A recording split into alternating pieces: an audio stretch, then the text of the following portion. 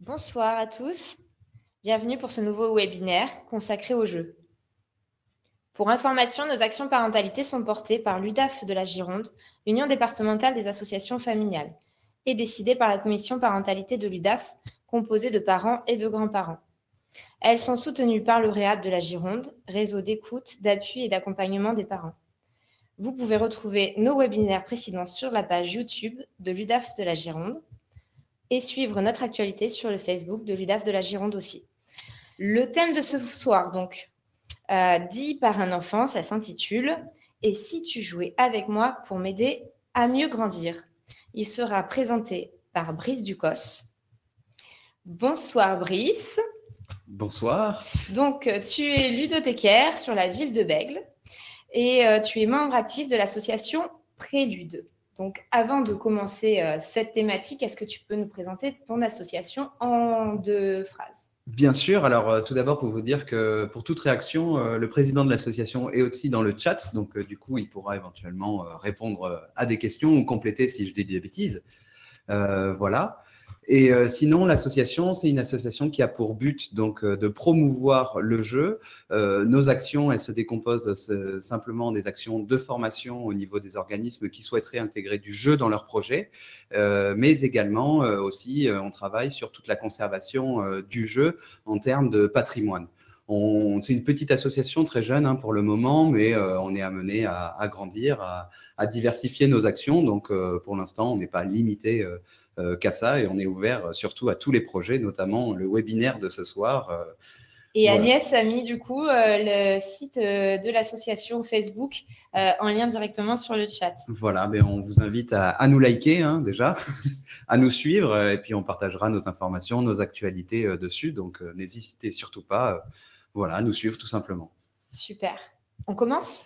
Eh bien, on commence par des grandes questions. C'est vrai que le jeu, le jouet, ce sont des questions en tant que parents qui sont pas forcément, sur lesquelles on n'est pas forcément accompagné. Et moi, dans mon quotidien en tant que ludothécaire, je reçois beaucoup de jeunes parents avec des enfants en bas âge qui se posent énormément de questions sur est-ce que je dois jouer avec mon enfant, qu'est-ce que je dois acheter comme jeu et jouer, est-ce que c'est bien les jeux de règles, les jeux vidéo, comment je fais pour gérer. Donc là, j'ai bien compris que la commande de ce soir, on se limitait aux enfants de 0 et 6 ans. Évidemment, le jeu vidéo ne fait pas vraiment partie des interrogations de ce soir. Quoique. Si vous souhaitez, on pourra en parler. En tout cas, on a à peine, je crois, 1h30 à passer ensemble. Donc, du coup, il va falloir que j'essaie de condenser un peu. Moi, j'ai l'habitude de beaucoup répondre à des questions plutôt que de faire des présentations comme ça, mais j'ai quand même préparé une petite présentation pour guider un peu notre entretien. Mais évidemment, je compte sur Camille et je compte sur vous pour poser un maximum de questions ce soir. Et puis, de toute façon, l'association Prélude et toutes les ludothécaires de la métropole, voire d'ailleurs, pour ceux qui nous suivraient au-delà de la métropole, seront prêts à répondre à toutes vos questions, puisque j'ai exactement la même formation que tous les autres. Donc, du coup, on dit tous à peu près la même chose. Et on en a, parce qu'on a pas mal d'amis belges, justement, qui nous suivent. Eh bien, alors, je ne connais pas bien l'organisation des ludothèques en Belgique, mais je leur passe un bonjour et je suis ravi qu'on soit suivi au-delà, finalement, de la métropole, de la France. C'est incroyable. C'est la première fois pour moi, donc soyez aussi indulgents avec ça. Tout simplement, on va commencer par essayer de répondre à la question « le jeu, c'est quoi ?» Alors, j'ai choisi 2 petites citations, une d'un scientifique assez célèbre, Albert Einstein, qui a parlé du jeu, et oui, il a parlé du jeu, en l'évoquant comme la forme la plus élevée de la recherche. On comprendra pourquoi après. Et ensuite, j'ai choisi une petite citation de Pauline Kergomar, donc qui est notre Maria Montessori française, puisque c'est la personne qui a créé l'école maternelle en France. Voilà, et on sait que l'école maternelle a une partie de son enseignement qui est très liée au jeu de l'enfant. Et donc, du coup, qui disait, le jeu, c'est le travail de l'enfant, c'est son métier, c'est sa vie. C'est pareil, on va comprendre un petit peu après pourquoi. Effectivement, simplement pour illustrer rapidement, le jeu, c'est l'activité principale de l'enfant dans ses phases d'éveil, une fois qu'il a mangé, une fois qu'il est propre, qu'il a dormi. Eh bien, que va faire l'enfant ? Tout simplement, il va explorer son monde. Et en fait, toute son activité d'exploration, de recherche, de découverte, de création est lié au jeu. Ça, c'est pas moi qui le dis, hein, ce sont les théoriciens qui ont travaillé dessus, que je vais vous présenter par la suite, qui ont observé le jeu des enfants, qui ont observé ce qu'ils faisaient à travers le jeu, qui ont essayé de le définir théoriquement. Je vais essayer de ne pas trop vous embarrasser avec des termes techniques, mais simplement vous donner des repères. Mais ça va être l'activité principale de l'enfant. Et finalement, quand on parle de à quel moment l'enfant il apprend, ben finalement il apprend au travers du jeu, il apprend en jouant. Et ce, depuis son plus jeune âge, j'ai envie de dire, à partir du moment où il commence à faire des mouvements avec son corps, s'attraper les mains, se connaître, comprendre la longueur de son bras, se retourner.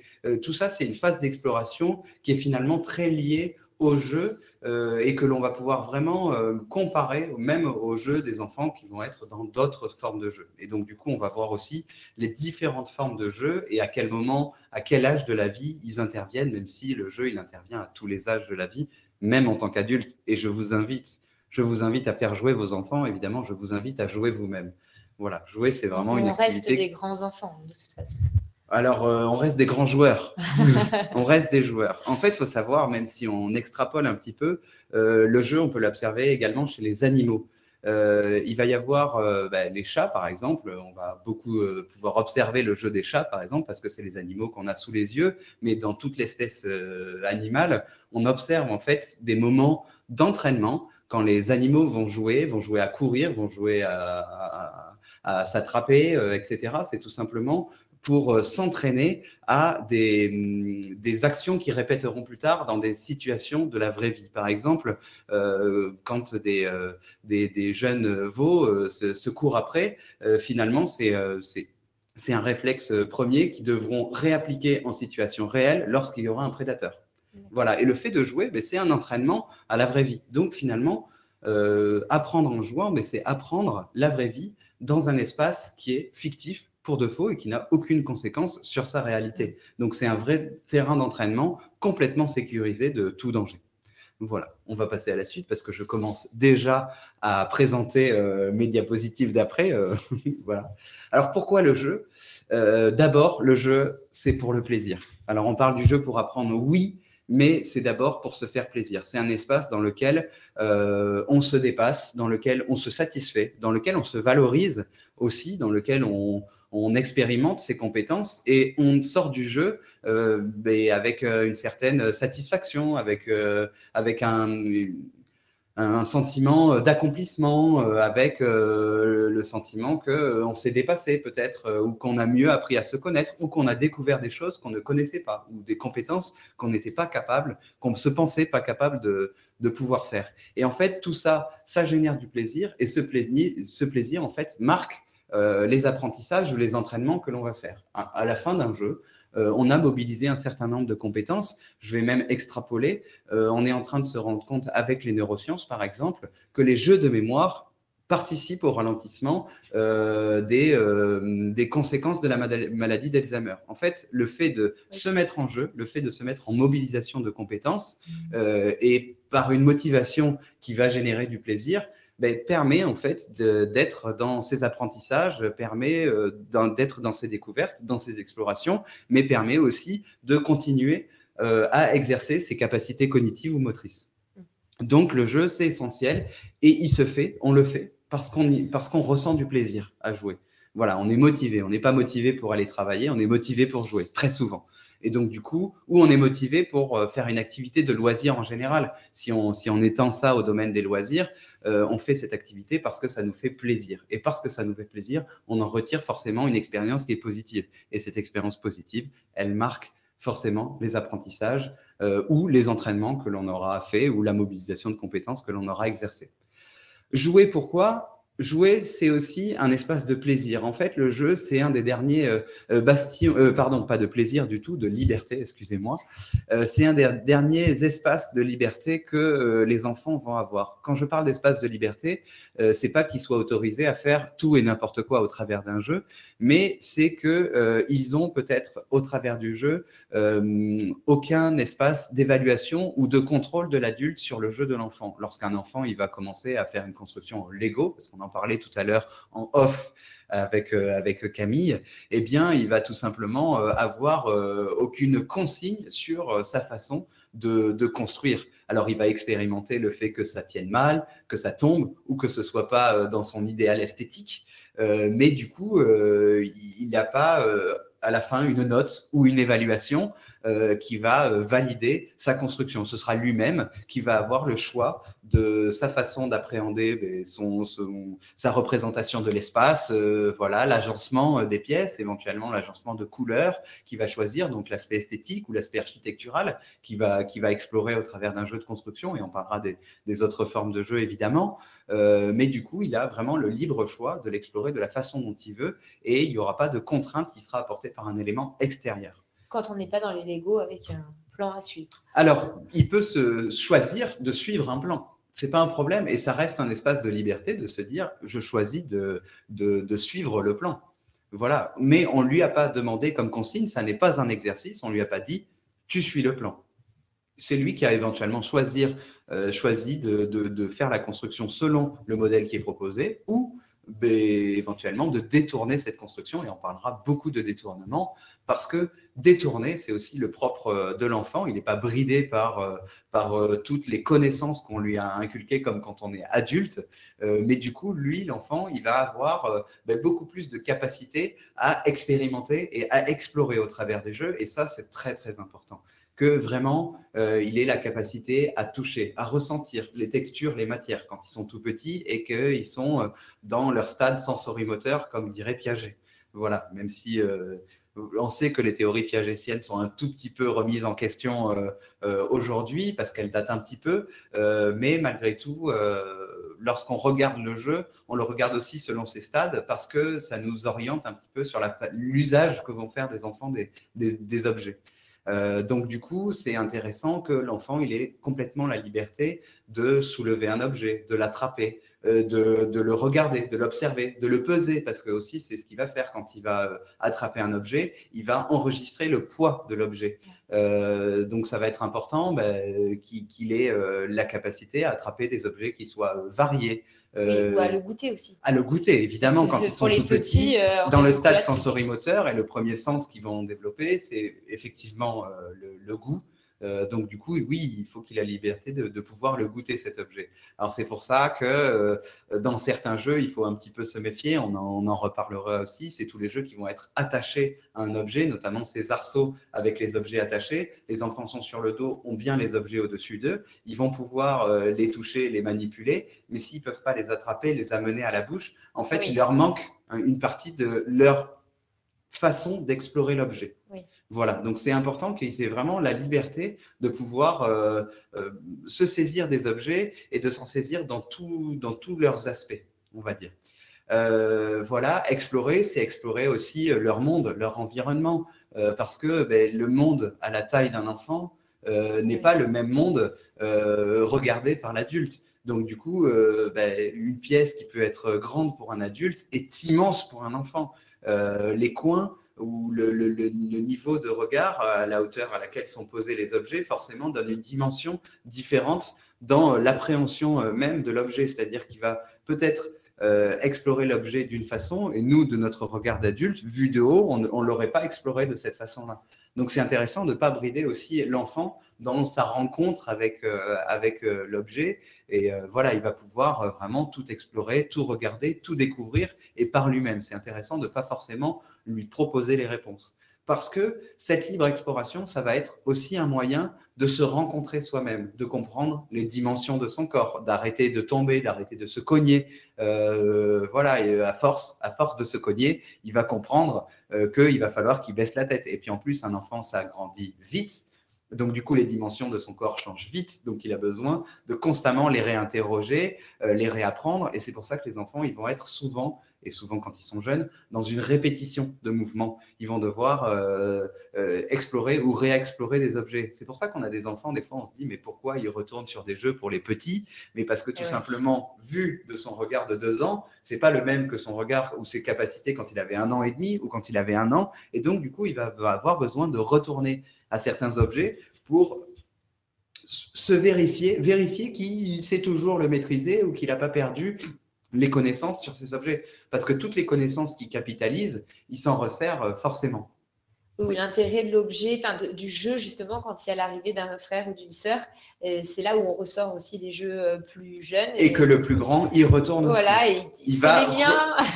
Alors, il y a l'aspect de la propriété qui revient évidemment, mais il y a aussi cette envie de réexplorer les objets. Et puis finalement, on va se rendre compte qu'un enfant grand qui se retrouve avec ses objets de quand il était petit, il va en refaire le tour. Oui. Il va comprendre que il avait fait le tour déjà de ses objets, donc il les a redécouverts et il va repasser à autre chose. Donc c'est bien de lui laisser le temps de redécouvrir voilà, cette régression, comme on peut l'appeler de façon un peu barbare, en fait n'est pas vraiment une régression et surtout elle dure pas longtemps, il faut pas s'en inquiéter, absolument pas. C'est une validation des acquis. Exactement, c'est une validation des acquis.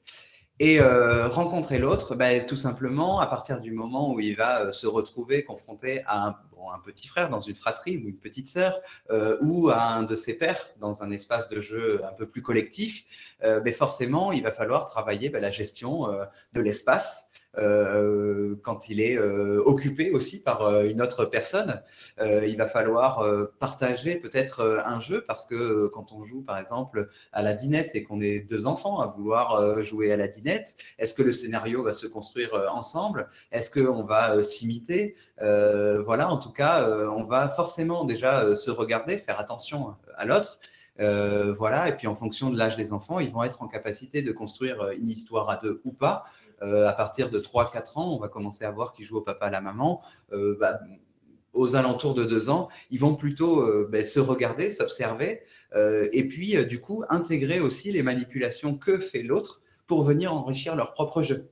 C'est-à-dire que si Camille se met à jouer à quelque chose à côté de moi, elle ne va pas y jouer de la même façon que moi, mais je vais peut-être du coup utiliser sa technique pour venir enrichir ma propre technique. Donc finalement, jouer les uns à côté des autres, et pas forcément jouer ensemble, participe à cet enrichissement commun, cette intelligence collective qui se crée entre nous. Puis un peu plus tard, les enfants seront peut-être en capacité de réunir leur jeu et de créer du coup un scénario ou une construction plus complexe qui est faite à deux parce qu'on sait qu'à plusieurs, on avance plus loin. C'est vrai qu'il y a des âges aussi, tu en reparleras sans doute, chaque âge est différent, mais il y a des âges aussi où les enfants, on se dit, ils ne jouent pas ensemble. Mais parce qu'ils n'ont pas, en fait, finalement, alors là, ça rentre dans un domaine qui est plus lié à la psychologie, qui n'est pas forcément mon domaine, mais finalement, c'est simplement une histoire de culture enfantine et de leur capacité à finalement comprendre que l'autre est autre. Au départ, le monde tourne autour d'eux. Voilà, et puis même Winnicott disait que la vision qu'ils ont de leur mère n'est que le sein, parce que c'est la mère nourricière.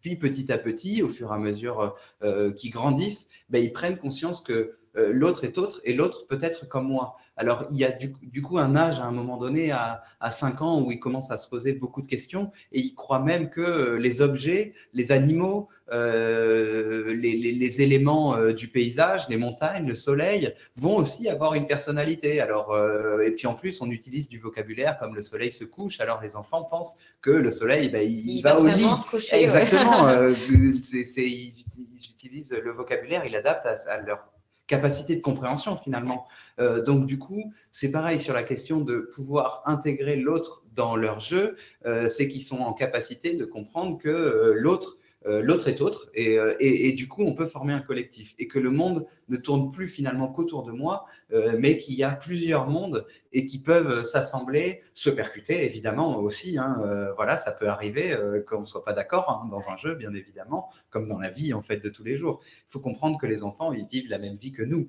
voilà, sauf qu'ils l'enrichissent petit à petit, alors au travers de leurs entraînements, à travers le jeu, au travers de tout leur apprentissage, au travers de toutes les règles qu'on leur demande de respecter dans tous les autres moments aussi de la vie, lorsqu'on mange, lorsqu'on va se coucher, ou tous les rituels qui sont mis en place, et on reparlera de rituels aussi pour le jeu, mais du coup ils intègrent tous ces codes et ils sont en capacité après de les assembler pour comprendre que aussi l'autre il a ses codes et du coup comment ça fonctionne ensemble et comment ça fait société. Du coup ils se préparent à la société en fait. Donc du coup, voilà, à chaque âge, il y a des étapes pour pouvoir comprendre comment on fait société avec l'autre. Et donc, du coup, comment on peut jouer avec l'autre.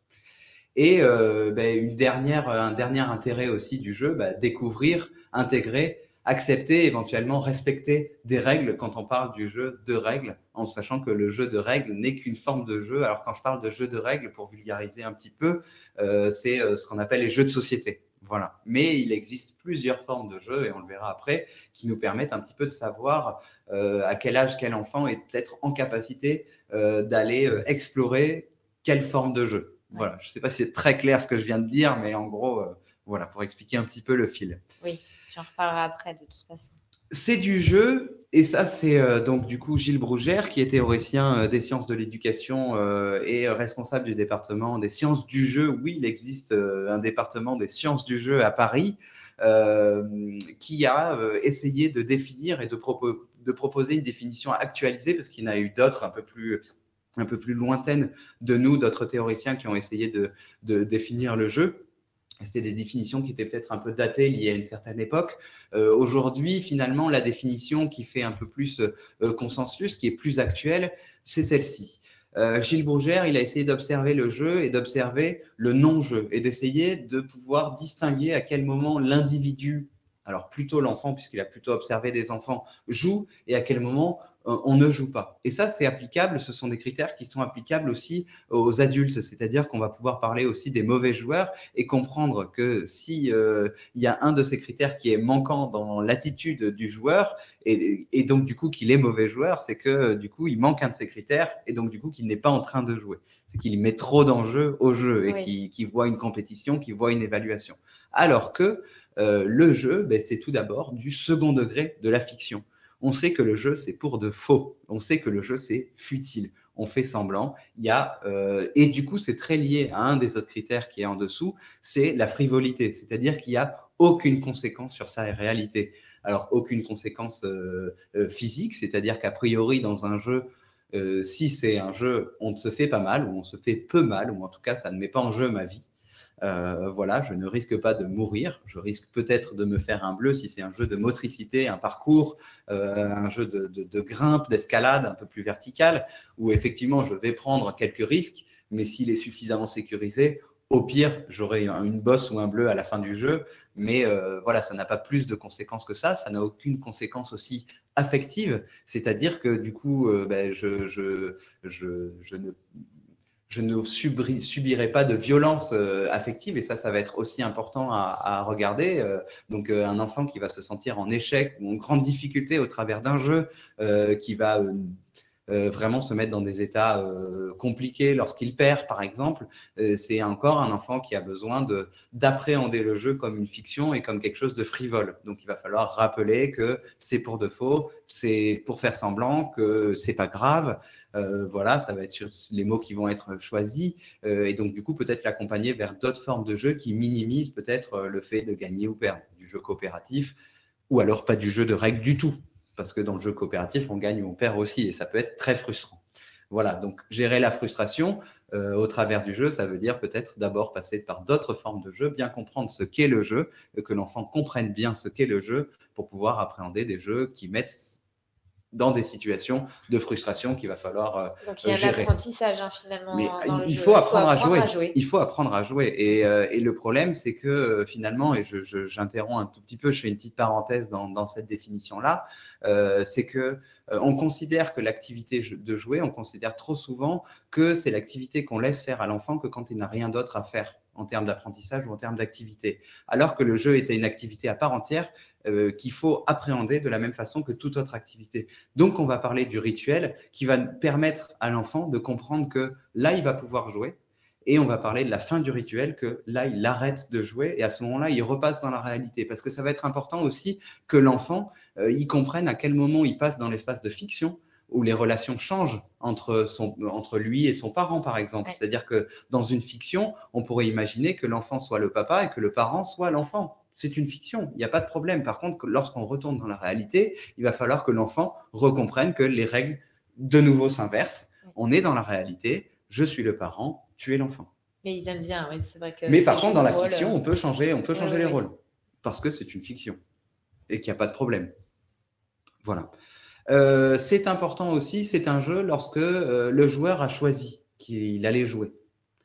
On ne peut pas forcer quelqu'un qui n'a pas envie de jouer à jouer. Si on le force à faire cette action de jeu, finalement, il va adopter un comportement qui est de proposer des actions qui vont plaire à ce que lui demande la personne qu'il a en face de lui. Oui. Voilà, il va reproduire, voilà, il va faire plaisir. Mais est-ce qu'il va être vraiment dans le jeu?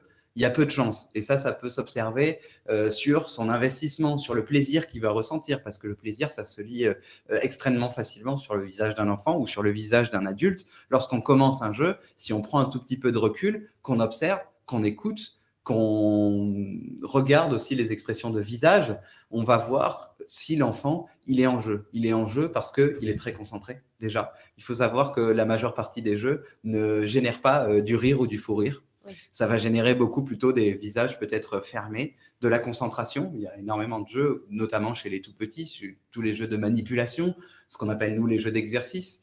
Tous les jeux. Alors, le jeu moteur, quand on va courir, quand on va sauter, etc., là, ça va plutôt générer de l'excitation. On va faire les foufous, on va rigoler. Voilà, mais sinon, tous les jeux de construction, les jeux d'assemblage vont être des jeux qui vont nécessiter de la concentration. Les jeux de règles vont aussi être des jeux qui vont générer énormément de concentration.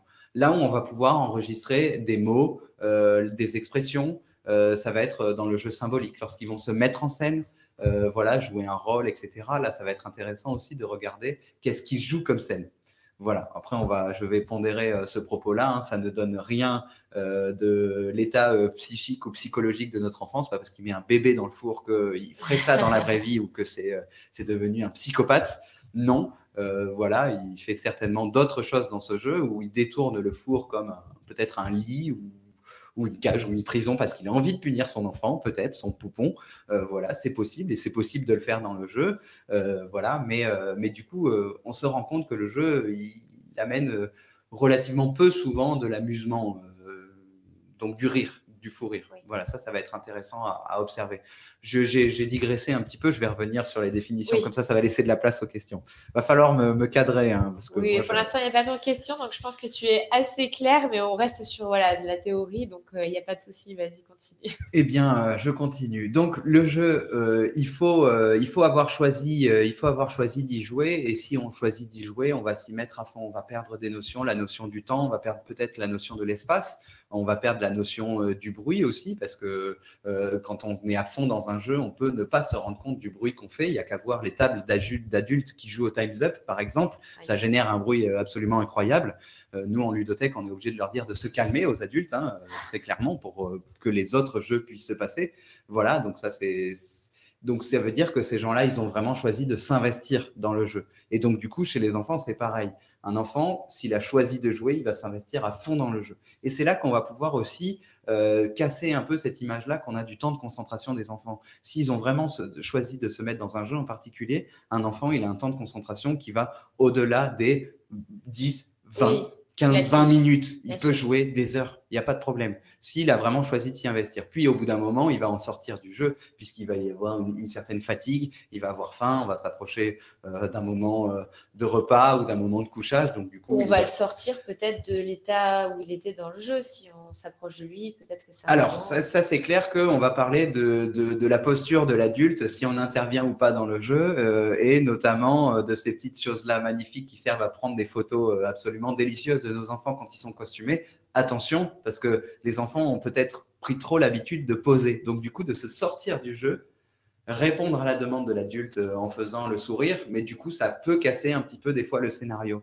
Lorsqu'on prend un enfant en photo, souvent ce que je conseille plutôt, c'est de le prendre de façon discrète. Comme ça, on capture peut-être un moment aussi qui est vrai dans le jeu aussi, qui est sincère, voilà, qui est son vrai jeu. Mais le mieux est peut-être de presque pas prendre de photos, mais tout simplement prendre un petit carnet, observer, écouter ce que l'enfant dit, parce que là, vous allez entendre voilà, des phrases qui sont passionnantes venant des enfants, où on se rend compte peut-être des fois de certains mots de vocabulaire qu'on pensait nos enfants pas capables forcément d'utiliser. Ils l'utilisent dans un sens qui est correct en plus.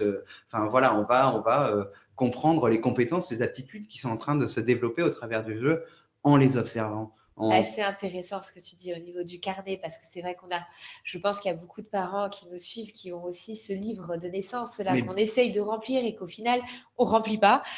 Mais regardez voilà, l'enfant on n'a pas jouer, le temps et on capture par contre des photos, on en fait parce qu'on est accroché à notre smartphone en fait. Alors, c'est un biais aujourd'hui, mais effectivement, ça peut être intéressant de comprendre qu'est-ce qui a fait que notre enfant de 7-8 mois a compris, a eu le déclic de comment se retourner sur le ventre, par exemple, par quel type de mise en scène. Est-ce que c'était parce qu'il voulait attraper un objet?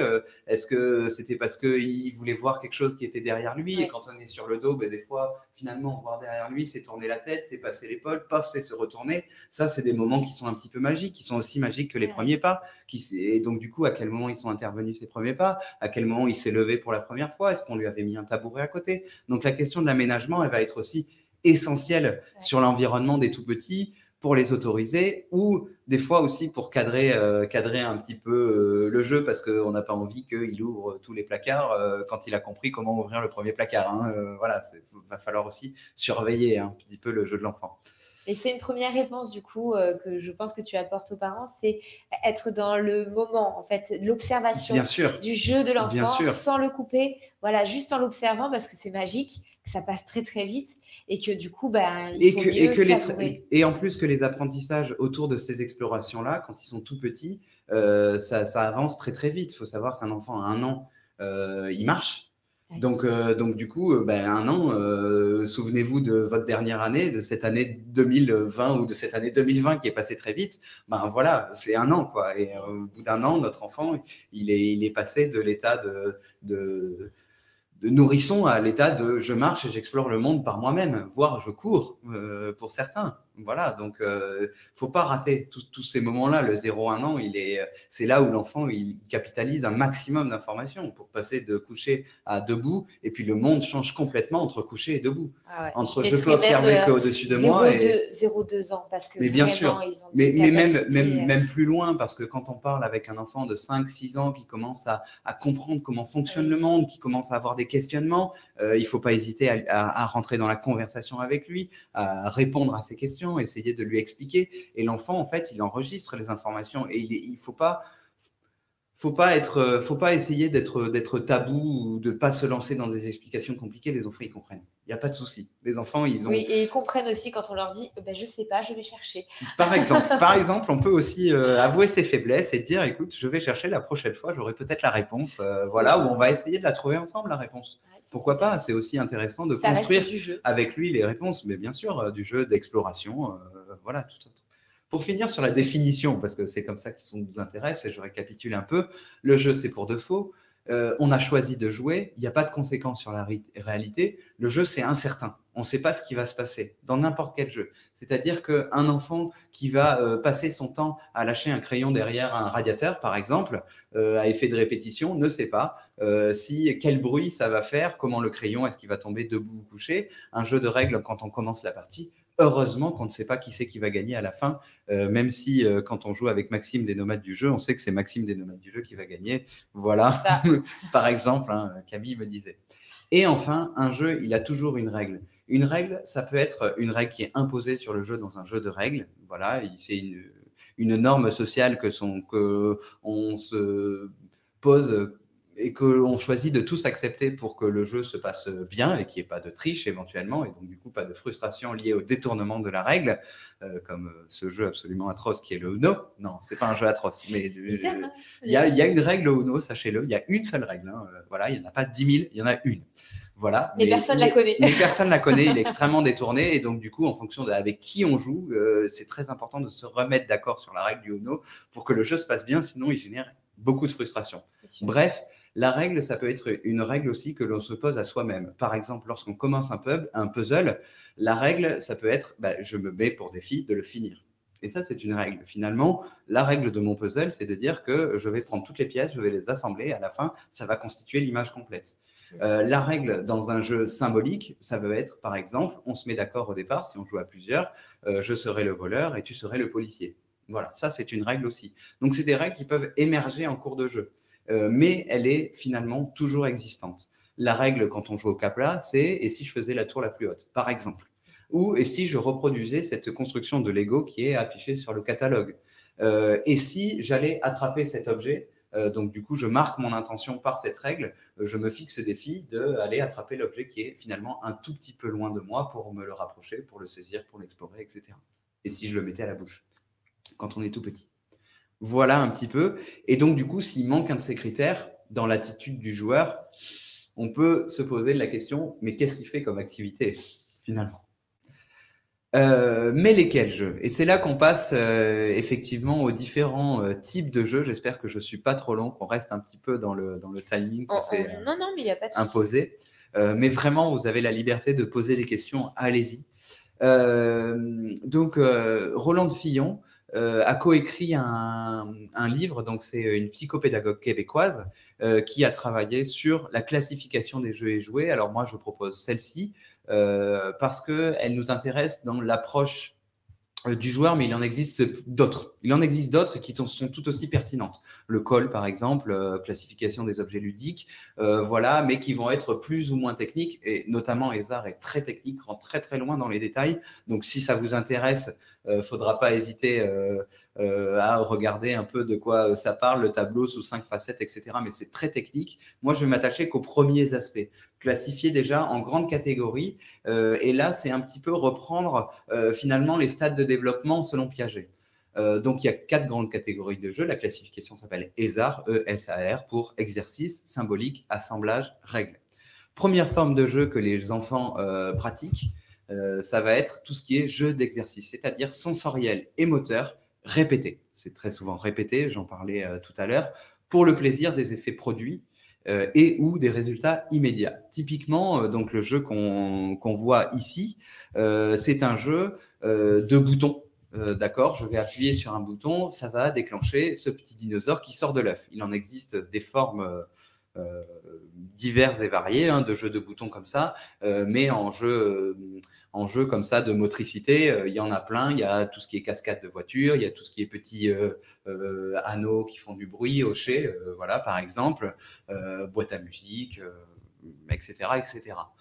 Donc, je vous ai mis une petite liste de tous les types de jeux que l'on a repérés, qui ont été repérés par cette classification. Et donc, du coup, ce jeu de boutons, l'enfant va s'en approcher. Son premier réflexe, ça va être certainement de taper sur l'objet. Il va accidentellement, au départ, taper sur un bouton, ce qui va avoir une réaction.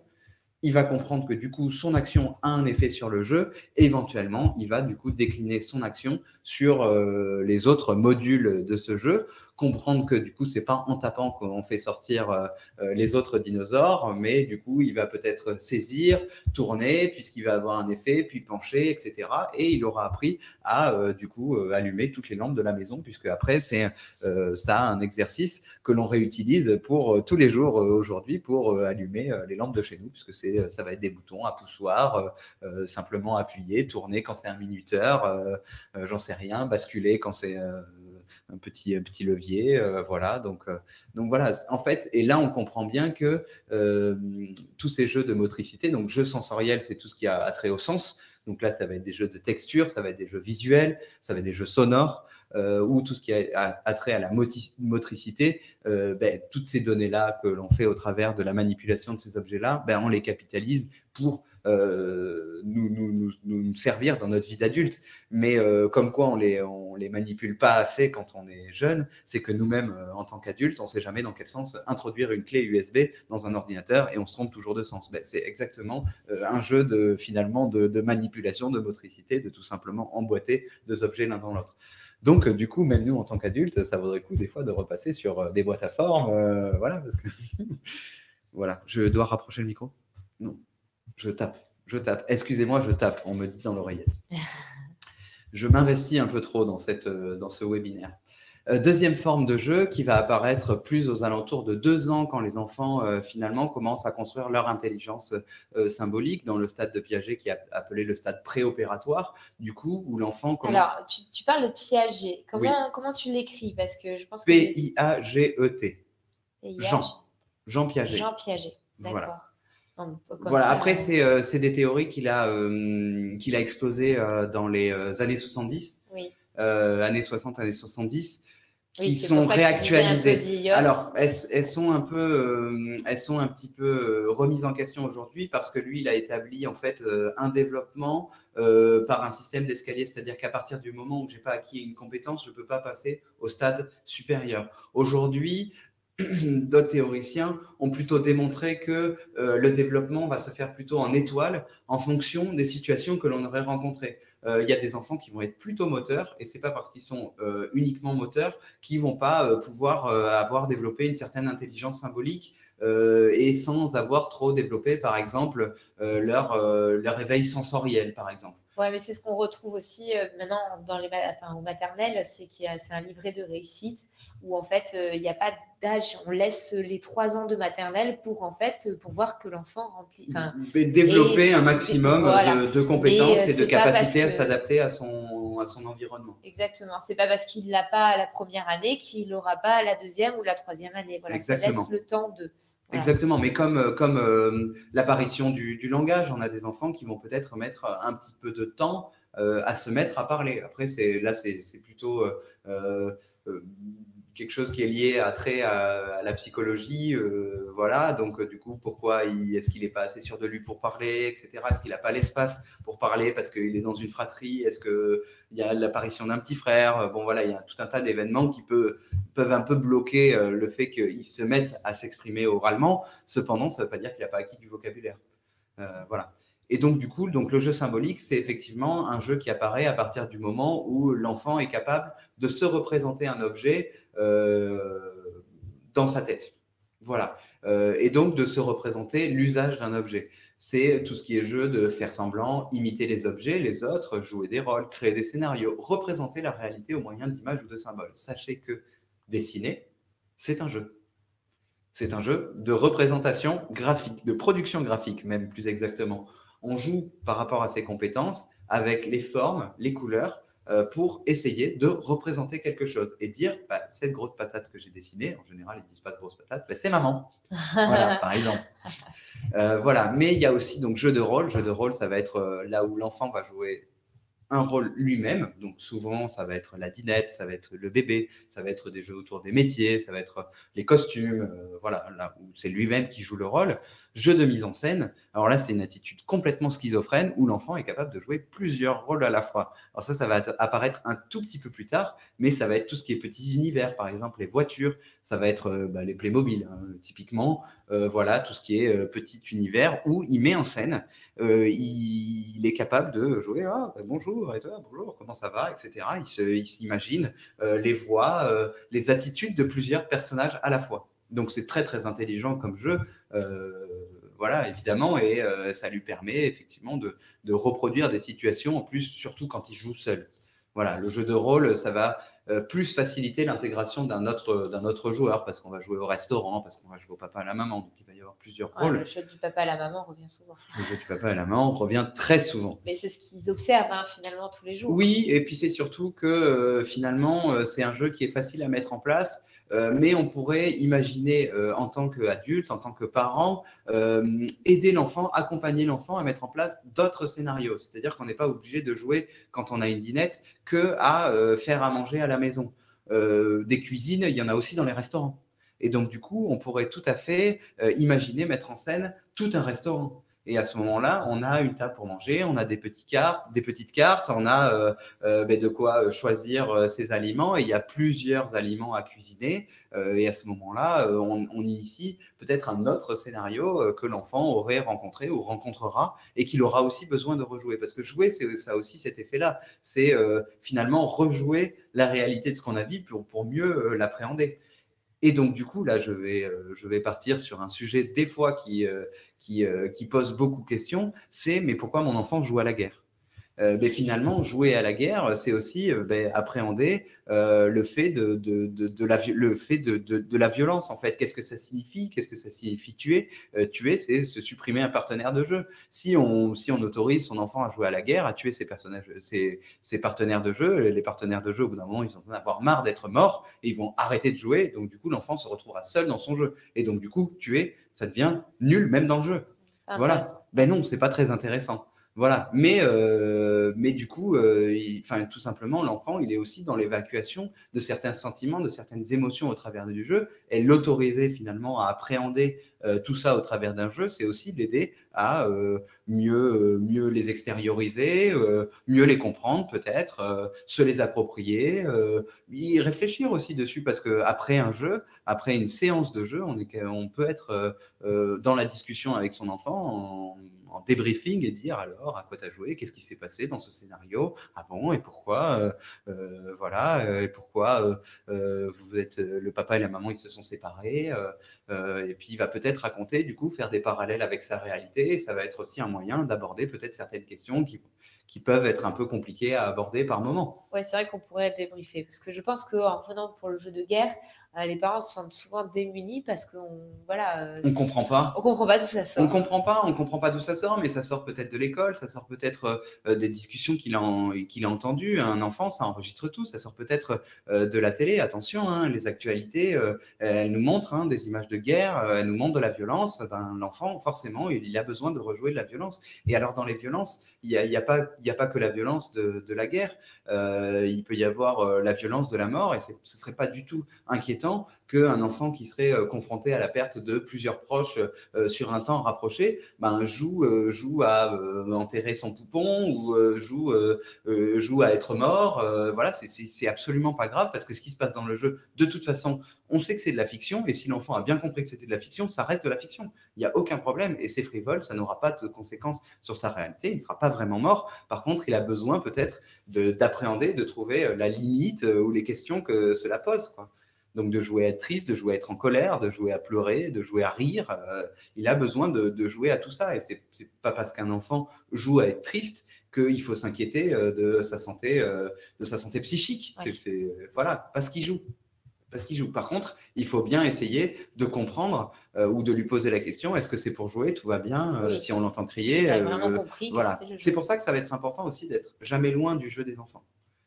Parce que ça va, eux, leur permettre de rester dans le jeu aussi, de se dire ah oui, il faut que je reste dans cette fiction parce que papa et maman sont toujours là. Donc, du coup, je reste dans la fiction et nous, on est le garant en fait du cadre qu'il ne commence pas à partir dans un délire dans lequel il ne fait plus la différence entre fiction et réalité. Donc, nous, on est garant de ce cadre-là, de cette frontière-là entre fiction et réalité. On amène vers la fiction et on va sortir de la fiction. Et pendant la phase de jeu, on rappelle qu'il y a un espace de fiction, mais il y a toujours un espace de réalité. Ouais. Et que si les enfants, éventuellement, ils ont besoin de sortir de l'espace de fiction pour revenir dans la réalité, ils peuvent le faire aussi à tout moment. Ouais. Rappeler l'adulte, etc. J'avance. Non, il n'y a pas de souci, je regarde. Troisième forme de jeu, ça va être tous les jeux d'assemblage, donc réunir, combiner, agencer, monter plusieurs éléments pour former un tout en vue d'atteindre un but précis. Il n'y a pas forcément besoin que j'image beaucoup ces jeux, ça va être voilà, toutes les petites pièces qui s'assemblent, qui s'emboîtent, hein, les puzzles, par exemple, font partie des jeux d'assemblage, donc construction, donc les briques, les cubes, voilà, monter, empiler, détruire. Voilà, mais il y a aussi, et ça on n'y pense peut-être pas assez souvent, tout ce qui est jeu de montage mécanique, jeu d'engrenage, par exemple, jeu d'aimant, magnétisme, etc. Donc tout ça, j'ai dit magnétisme, plutôt magnétique, hein, voilà, oui. Magnétisme n'ayant rien à voir là-dedans, mais tout ça font partie des jeux de... Oui, mais comme les Duplo, pour ne pas les citer, parce que je pense que tous les enfants en par ont, exemple, ça reste de la construction avant si l'enfant souhaite faire voilà, des jeux de rôle à l'intérieur. Attention, oui, voilà, c'est ça. Alors le jeu d'assemblage, souvent on peut le mettre, notamment le jeu de construction, très proche du jeu symbolique. C'est pour ça que Duplo, il y a aussi des personnages, il y a aussi une matérialisation peut-être de choses qui servent au jeu symbolique, une maison, etc.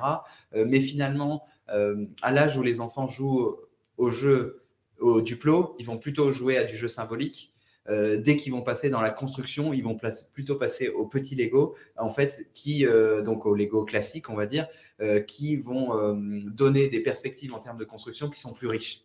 Voilà, les Duplo, très vite, on a moins de pièces. Donc, les constructions sont plus volumineuses, certes, donc peuvent être plus impressionnantes, mais c'est difficile de stocker beaucoup de pièces pour faire des constructions intéressantes, alors que le petit Lego, voilà, va nous permettre de faire des constructions complexes assez rapidement, parce que la forme des pièces sont beaucoup plus variées, voilà, donc ça va permettre des constructions beaucoup plus riches. Donc, À partir du moment où il est en capacité d'assembler des briques telles que les Duplo, après des jeux d'assemblage pour les plus jeunes, il y en a, hein, ça va être des formes peut-être plus simples, voilà, qui nous permettent, avec des modalités d'assemblage qui sont plus simples, parce que des Duplo, des fois, à désassembler ou à assembler, c'est dur, hein. Voilà, donc du coup, à l'âge où ils sont à comprendre l'emboîtement des Lego et des Duplo, ils vont peut-être préférer les petits Lego. Après, il y en a qui restent sur les Duplo très très longtemps, hein, il n'y a pas de problème. Qui font des allers-retours. Voilà, ou qui font des allers-retours, ça, c'est pas un souci. Et d'ailleurs, on le répète assez souvent, nous, en ludothèque, le jeu n'a pas d'âge. Voilà, même sur les boîtes de jeux, le jeu, tout est affaire de compétences. Et comme j'ai dit, en plus, les compétences, elles ne sont pas développées de la même façon, au même rythme sur chaque enfant. Donc, du coup, on va tous aimer des jeux certainement différents qui correspondent plus facilement à la mise en valeur de nos compétences. Oui. Et en plus, je vais aller plus loin que ça, on n'est pas tous les mêmes joueurs, comme on n'est pas tous les mêmes spectateurs, par exemple, de films. On ne va pas tous au cinéma voir la même chose. On n'apprécie pas tous la même chose. Mais dans le jeu et le jouet, c'est exactement la même chose. On n'aime pas tous les mêmes formes de jeu. Moi, je suis, par exemple, très jeu d'assemblage, plus particulièrement de construction, parce que le puzzle, je n'aime pas ça. Je suis très jeu de règles. Je vais moins me retrouver dans le jeu symbolique. Je ne vais pas trop arriver à construire un scénario, à me faire une histoire, etc. Alors, dû à mon âge, très certainement, mais aussi dû à mon rapport, tout simplement, au jeu symbolique. Voilà, par exemple. Dernière forme de jeu, et après j'en ai presque fini, comme ça on pourra passer aux questions. Il y a donc jeu de règles, et là je pense que je n'ai pas forcément besoin de l'expliciter plus que ça. Donc ce sont les jeux de société, en sachant que, simplement la petite précision, le jeu vidéo est un jeu de règles. Voilà, dans lequel finalement on respecte la règle qui est proposée par le jeu, et on ne peut pas vraiment faire ce qu'on veut dans un jeu vidéo, même si il nous donne un aspect très permissif pour certains. Du coup, nous, en tant qu'adultes, et là, je me base sur une personne qui a beaucoup compté dans ma formation, qui est Nadège Aberbuch, chez qui j'ai eu l'occasion de faire un stage dans la ludothèque dans laquelle elle est directrice, qui a essayé de définir un petit peu la posture, alors en tant que professionnelle, surtout parce qu'elle s'adresse à des professionnels, mais aussi elle s'adresse aux parents, qui est la posture de donner à jouer. Donner à jouer, ça implique beaucoup de choses d'un adulte. Quand on dit à l'enfant, là, on va jouer, ça nécessite en fait tout ça. Ça nécessite aménager déjà. C'est important de proposer un espace de jeu qui soit matérialisé dans l'espace et qui soit aménagé avec ou sans l'enfant. Ça peut être aménagé avant que l'enfant arrive dans l'espace de jeu, ce qui va déclencher un waouh quand l'enfant y rentre, évidemment. Ça peut être aménagé avec l'enfant pour essayer d'entendre ses contraintes à lui, sa taille, ou ses désirs, ou ses envies. Est-ce qu'il voudrait jouer sur un espace qui est très ramassé, ou est-ce qu'il a besoin de plus d'espace pour jouer? Donc, c'est un moyen aussi d'entendre l'espace qu'il a besoin d'occuper pour pouvoir développer son jeu. Donc, c'est un petit peu faire les deux, en fait. C'est faire avec lui, et aussi avoir des moments où on leur propose certains jeux. Alors, ça peut être faire les deux, ça peut être faire l'un, ça peut être faire l'autre. En fait, là, vous connaissez vos enfants, vous savez quels besoins ils ont en termes d'accompagnement dans le jeu. Voilà, s'ils ont besoin de beaucoup d'accompagnement dans le jeu, il va falloir aménager pour eux ou aménager avec eux. S'ils n'ont pas besoin de beaucoup d'accompagnement dans le jeu, ils vont être très autonomes dans leur propre aménagement. Mais par contre, il va falloir les autoriser. Donc, c'est le quatrième point là sur ma liste. Du coup, éventuellement leur dire, très bien, tu veux jouer dehors avec les Playmobil, pourquoi pas? Au départ, on n'est pas très pour parce qu'il y a peut-être des petites pièces qui vont se perdre dans l'herbe, etc. Mais du coup, on peut essayer de réfléchir avec l'enfant aux conditions qui vont lui permettre de jouer dehors avec les Playmobil. Est-ce que ça va être sur un tapis ou sur une couverture dehors? Voilà, essayer de regarder l'aspect pratique pour nous, pour eux, et que finalement on puisse autoriser à ce que ça puisse se faire. Évidemment, pas quand il pleut, voilà, mais ça m'étonnerait que les enfants demandent à jouer dehors au Playmobil quand il pleut. Voilà. Mais bref, ouais. Quoique, pour certains. Exactement. Voilà, ça peut être intéressant aussi de mettre en scène. Alors ça, on fait ça beaucoup en ludothèque, mais mettre en scène, en fait, c'est aussi donner envie à l'enfant de jouer. C'est-à-dire qu'on en parlait aussi tout à l'heure, l'enfant qui peut avoir tendance à dire « je m'ennuie, j'ai du mal à me projeter dans un jeu ». En termes d'accompagnement, si on met en scène avec lui tout le scénario, il va peut-être rentrer plus facilement dans ce scénario, dans ce jeu, et donc du coup, il va voilà, se lancer dans le jeu, et on va casser un petit peu peut-être cette transition qui peut être un peu dure pour certains enfants de se mettre en jeu. Par exemple, on en parlait aussi tout à l'heure, dans un jeu d'assemblage, ce qui peut être intéressant, c'est de trier les pièces par couleur pour enlever l'étape de recherche qui va peut-être générer une frustration, un certain ennui à chercher pièce par pièce la couleur qu'on veut ou la forme de la pièce qu'on veut, et donc du coup sortir l'enfant du jeu. Donc mettre en scène, ça peut être aussi ça, c'est on met des petites boîtes avec toutes les pièces de couleur, déjà c'est joli, ça donne envie, éventuellement on crée une petite amorce, et donc du coup tout de suite l'enfant il a envie de se projeter dans ce jeu, comme quand on va proposer un jeu de peinture, une activité de peinture. Je veux dire, c'est plus sympa quand l'enfant, il a peut-être le petit costume de peintre, qui en plus, pour vous, c'est pratique, ça évite qu'il salisse les vêtements. Il a un petit chevalet, éventuellement le petit chapeau, les pinceaux qui va bien, toutes les couleurs à sa disposition, qui sont peut-être triées dans un ordre très précis, qui lui permettent de faire la discrimination entre ce qui est pastel, entre ce qui est plutôt dans les couleurs chaudes, dans les couleurs froides. Voilà, ça va faciliter en fait sa recherche, et donc du coup, ça va l'amener beaucoup plus vers un aspect créatif. Parce que du coup, il va pas, voilà, ou lui avoir préparé déjà des mélanges de couleurs, lui avoir montré peut-être avoir mis le jaune et le bleu côte à côte, et puis avoir déjà pré-mélangé un peu le bleu et le jaune ensemble, ce qui lui montre que l'assemblage fait du vert. Et donc du coup, tout ça, ça va lui permettre de se projeter beaucoup plus facilement dans la production qui va se lancer, dans laquelle il va se lancer, par exemple. Voilà. Alors après, il y a des termes qui servent aussi. Alors c'est un diaporama aussi qui me sert à former des professionnels. Donc accueillir, évidemment, vous n'allez pas accueillir vos propres enfants sur un espace de jeu. Quoique, ça peut être intéressant de pouvoir le faire, mais c'est surtout ça, une posture professionnelle. Par contre, soutenir, ça va être très, très important de soutenir votre enfant dans le jeu, c'est-à-dire l'encourager. Allez, vas-y, tu peux, ose, tente, tu verras bien. Voilà, que ce soit sur un jeu de règles, sur une stratégie qui ne nous demande pas qu'est-ce qu'il doit faire, mais plutôt, ben, vas-y, tente, on verra bien si c'est une stratégie qui gagne, parce que vous-même, vous ne savez peut-être pas que cette stratégie, potentiellement, elle est gagnante.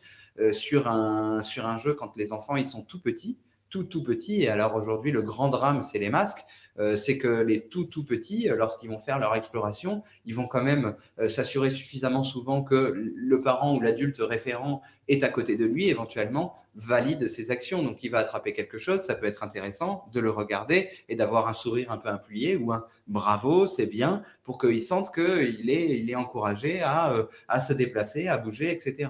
Voilà, si on fait attention à chaque fois que l'enfant se tourne ou on sent qu'il va rater une marche, lui-même va avoir de l'appréhension et va pas oser du coup le faire. Voilà. Donc l'encourager, c'est aussi l'encourager à explorer ses mouvements, l'encourager à explorer son jeu, voilà. Et puis, ben, malheureusement, je suis désolé, chers parents, mais il faut aussi des fois lui donner des espaces et l'encourager à faire du bruit, parce que l'enfant, il a besoin de se rendre compte aussi de sa capacité à faire du bruit. Alors ça, on en parlait justement tout à l'heure, c'est que oui, voilà, on a des journées chargées, le bruit, en plus, les jeux de bruit, en plus des cris des enfants, etc., ça fait un peu beaucoup. Donc ce qui est bien, c'est vraiment de ne pas avoir tout le temps les objets qui font du bruit à disposition, mais plutôt de les sortir de temps en temps pour les autoriser à se lâcher. Exactement.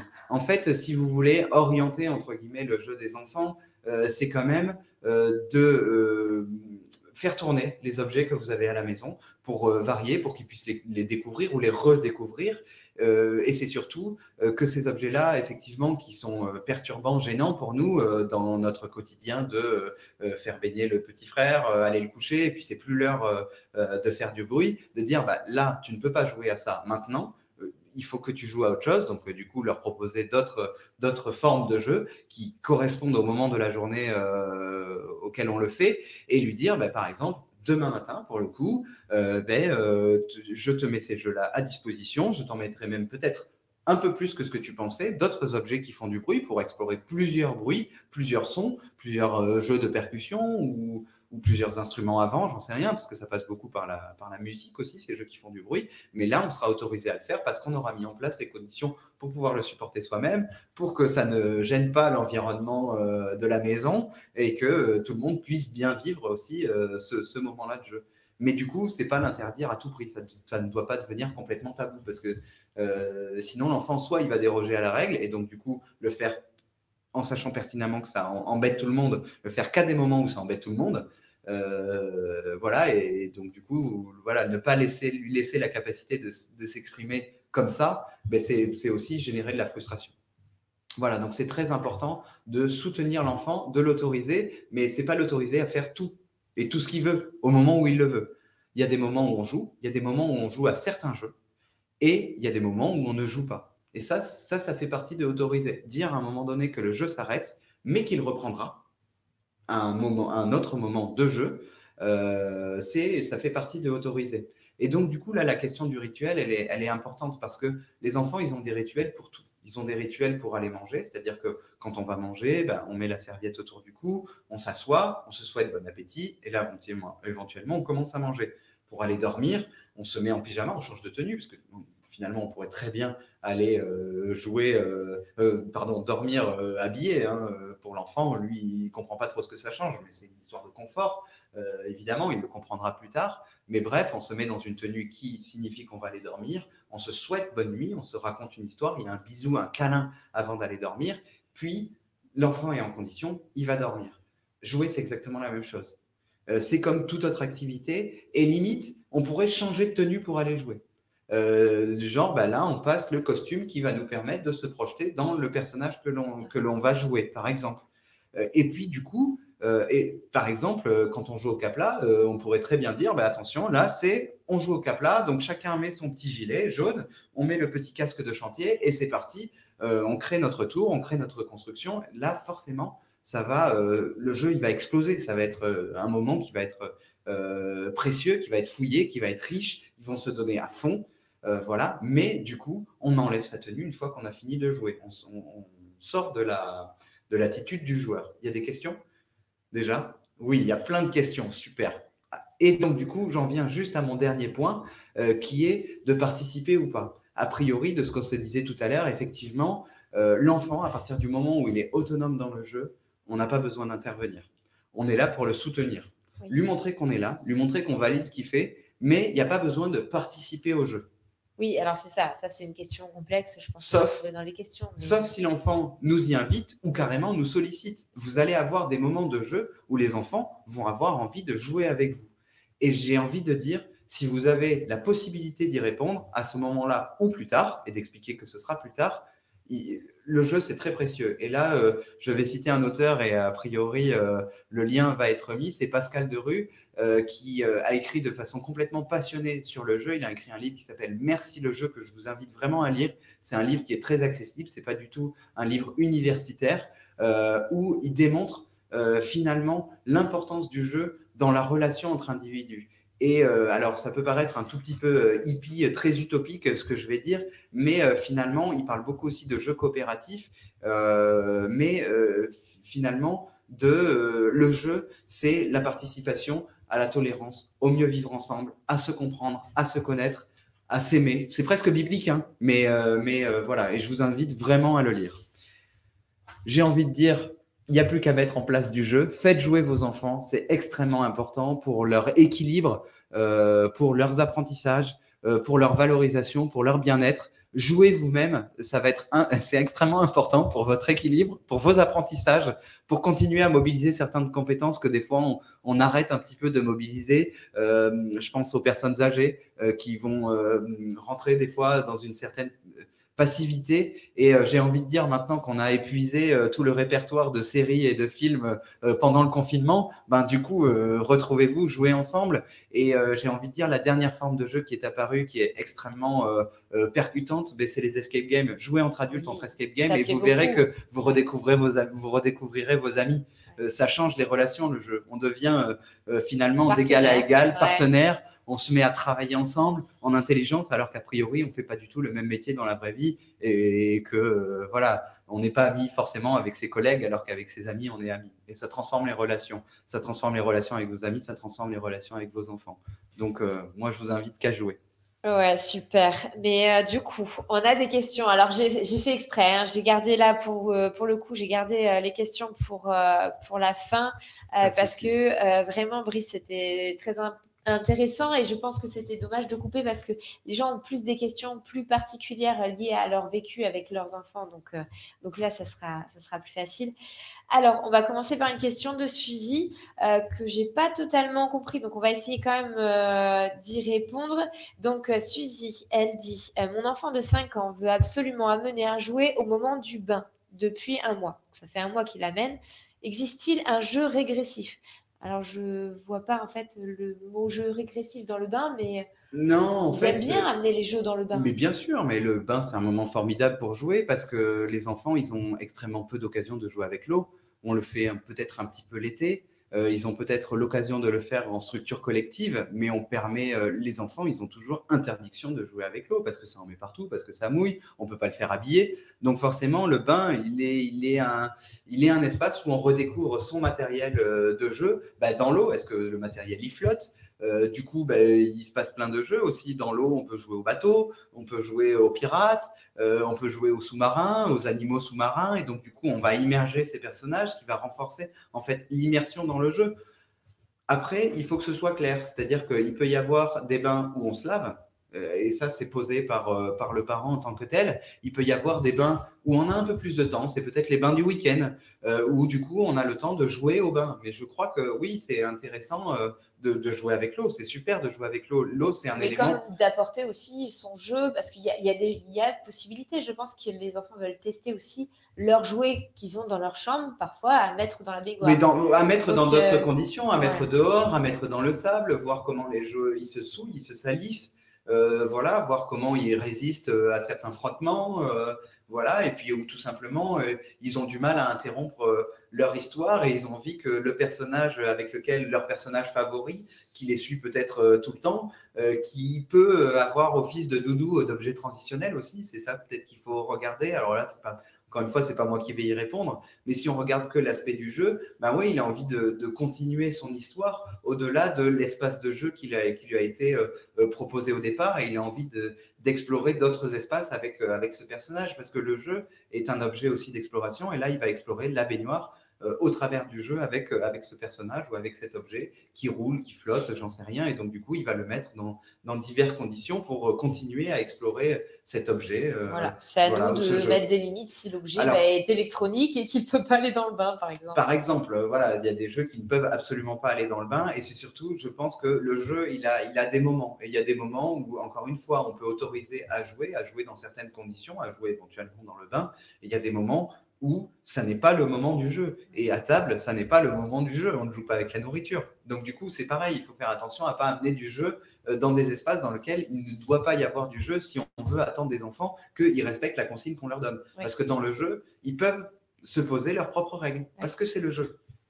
Mais hors du jeu, il faut qu'ils apprennent à respecter les règles. Alors c'est pour ça que je prends souvent un exemple aussi pour comprendre cette transition-là entre le jeu et le pas-jeu. Un enfant qui est Superman dans le jeu et costumé en tant que tel, s'il ne sort pas son costume de Superman, il va croire qu'en traversant la route, il peut peut-être arrêter les voitures à la main. Sauf que non, dans la rue, là, il y a des vraies règles. Donc dans la rue, non, il ne peut pas être Superman. Donc c'est important d'avoir ces espaces de transition où on explique bien que là, il n'y a plus de jeu et que les moments de jeu, ils vont se retrouver à d'autres endroits pour que l'enfant puisse savoir quelles règles et quelle attitude il doit respecter. Et donc, du coup, sur le jeu, et là, j'en reviens à une question croustillante qui est, doit-on ranger les jeux et jouer ? Ah, c'est pas mal cette question. Oui, on doit ranger les jeux et jouer. J'en veux à mes parents qui ne m'ont jamais fait ranger ma chambre, et ce qui a fait que je suis resté dans un état de jeu et de fiction tout au long de ma vie, et ce qui fait que j'en suis pas sorti aujourd'hui et que je travaille encore dans le jeu et le jouet. Non, je plaisante, mais effectivement, le moment du rangement, il est un espace de transition dans lequel l'enfant va comprendre aussi que c'est terminé. C'est terminé le jeu. Donc le jeu, déjà, il faut qu'il ait une fin. Par exemple, c'est bien de prévenir les enfants que là, on va bientôt s'arrêter de jouer, même s'ils n'ont pas la notion du temps. Leur dire, attention, là, on s'approche du moment où on va aller prendre le bain. Tu finis ton jeu, même si c'est un jeu symbolique. Du coup, il va comprendre que s'il joue à la ferme, il va aller coucher tous les animaux pour dire c'est la fin de l'histoire, les animaux vont se coucher. Puis, on va ranger le jeu. Le jeu est terminé, il est sorti de l'espace de jeu. Donc, du coup, maintenant, c'est bon, j'ai fini mon jeu. Je passe à autre chose, je t'écoute, on va prendre le bain, d'accord. Alors, non, ça ne se passe pas comme ça, c'est pas une baguette magique non plus. Bien sûr. Mais en tout cas, on donne des trucs et des astuces et on explique comment. Plus on pose un cadre, plus le cadre est clair, plus l'enfant il comprend. Exactement. Il faut que les consignes soient claires. Alors, parce qu'il nous reste 15 minutes, donc on va essayer de passer à la question suivante. Donc, essaye de faire court. On en a d'autres, donc super. Là, on a Morgane. Donc, Morgane qui nous dit savons-nous aujourd'hui si l'exposition des enfants aux écrans avant 3 ans ou excessive pour des enfants plus grands a un impact sur leur capacité et façon de jouer ? Alors, de jouer, je pense qu'il n'y a pas encore tout à fait d'étude de l'impact des écrans sur le jeu. Forcément, tout ce qui fait l'environnement de l'enfant va pouvoir à un moment donné rentrer dans son jeu.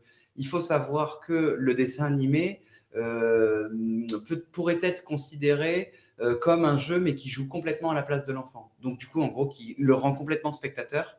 Et on sait que le jeu aujourd'hui, pour qu'il soit quand même intéressant, faut que l'enfant, pardon, il soit acteur de son jeu.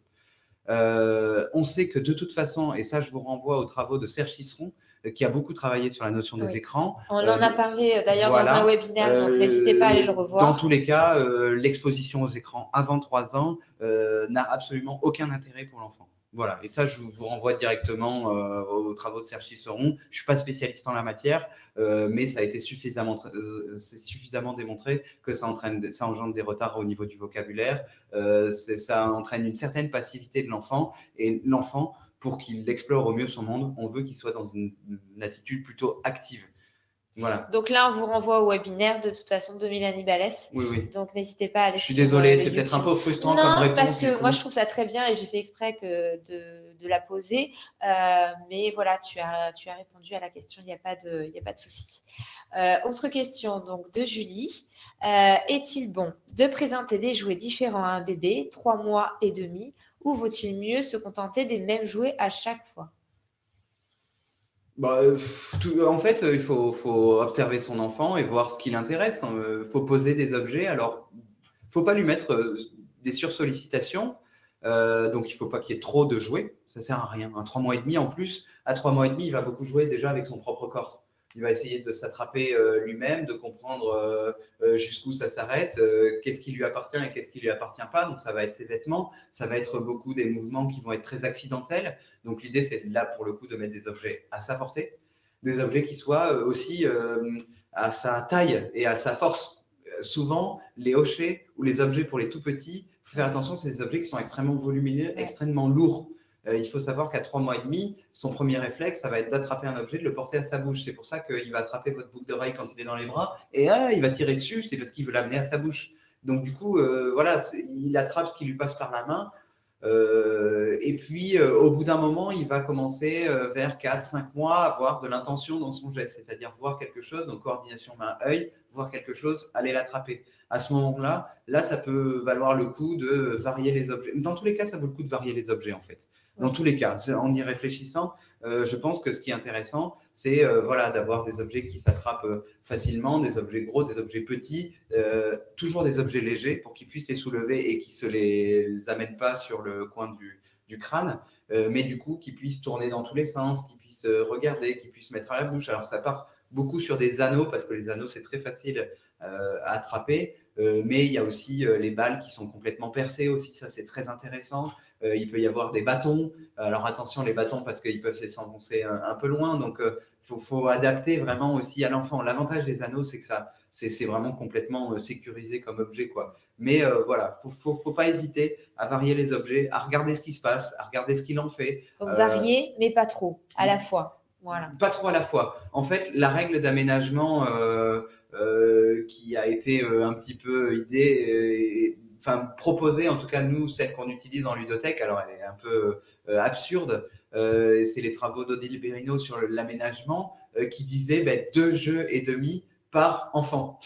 Alors on ne peut pas couper les objets en deux, mais l'idée c'est qu'un enfant à 3 mois, il ait peut-être 3 informations, une à gauche, une à droite, une au-dessus de lui, quoi. Pour si éventuellement il fait des mouvements de tête, voilà, il a des objets à sa portée un peu partout dans ce qu'il peut attraper. Ce qu'il faut éviter, c'est les objets qui sont accrochés ou les objets dont il ne pourrait pas se débarrasser. Parce que tous ces bracelets à clochettes qui va regarder, qui va essayer d'attraper, alors on a l'impression que ça l'amuse d'agiter le bras pour faire un bruit, mais si je vous attachais un objet à vous et que vous ne pouviez pas vous en débarrasser, que c'est un objet qui faisait constamment du bruit, je pense que ça vous agacerait. Mais l'enfant, c'est pareil.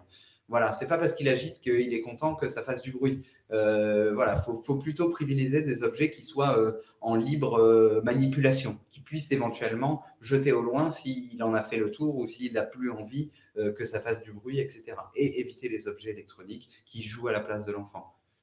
Voilà, surtout ça. Oui, tout à fait. Alors, on a une question de Delphine, mais je pense qu'on y a un petit peu répondu. Après, si tu veux compléter, c'est possible. Donc, elle nous dit, est-ce que le jeu doit venir de l'enfant lui-même ou peut-on lui suggérer des jeux? On peut lui suggérer des jeux, bien Voilà. sûr. En fait, nous, en tant qu'adultes, on est aussi là pour enrichir le vocabulaire et, j'ai envie de dire, les situations de jeu que l'enfant va vivre. Donc, du coup, alors, on ne peut pas imposer. Voilà, finalement, c'est la seule règle, c'est qu'on ne peut pas imposer. Ouais. Par contre, on peut suggérer, mais c'est hyper intéressant de suggérer, de dire, bah, tiens, regarde, je t'ai installé, si on est comme ça, un peu moteur aussi, tiens, j'ai installé ça en faisant attention à la mise en scène pour que ça donne envie. Est-ce que tu as envie qu'on l'explore ensemble ou est-ce que tu as envie de l'explorer seul? Et puis à côté, il y a aussi une autre suggestion, et puis il y a toujours ces jouets, j'ai envie de dire, habituels. Voilà, et puis il peut naviguer entre les trois, lui peut mélanger aussi les objets s'il le souhaite. Non, non, on peut suggérer, évidemment. Oui, surtout quand l'enfant vient nous voir en nous disant je m'ennuie. Hein, Ah, ben tout à oui, l'heure, là, c'était l'aider en fait à trouver ce qu'il peut faire aussi. là, on va carrément l'accompagner peut-être à trouver un jeu. On va d'abord. Alors, sur l'ennui, c'est important aussi que quand l'enfant manifeste une situation d'ennui, il puisse créer sa propre réponse à l'ennui. Donc, du coup, voilà, on va d'abord le laisser peut-être chercher par lui-même sa réponse à l'ennui. Puis, s'il y arrive une deuxième fois, on va lui faire des suggestions. Puis, s'il y arrive une troisième fois, on va peut-être l'accompagner, le lancer sur un jeu, voire jouer avec lui si on comprend que c'est sa demande aussi. Hein. Des fois, ils viennent nous voir, les enfants, ils nous expriment qu'ils s'ennuient, mais en fait, entre les lignes, c'est juste est-ce que tu veux pas jouer avec moi, quoi. Oui, c'est ça, c'est d'être avec l'adulte aussi. Hein, Bien ils sûr. en ont besoin. Là, c'est vous qui connaissez vos enfants et puis c'est à vous d'interpréter aussi ses réactions et donc du coup de comprendre à quel moment il a besoin de vous. Après, il peut avoir besoin de vous aussi quand il commence à beaucoup s'exciter. Dans un jeu, il commence à partir un petit peu en n'importe quoi. Il a besoin aussi que vous soyez là pour le recadrer, le ramener dans un état de on se calme.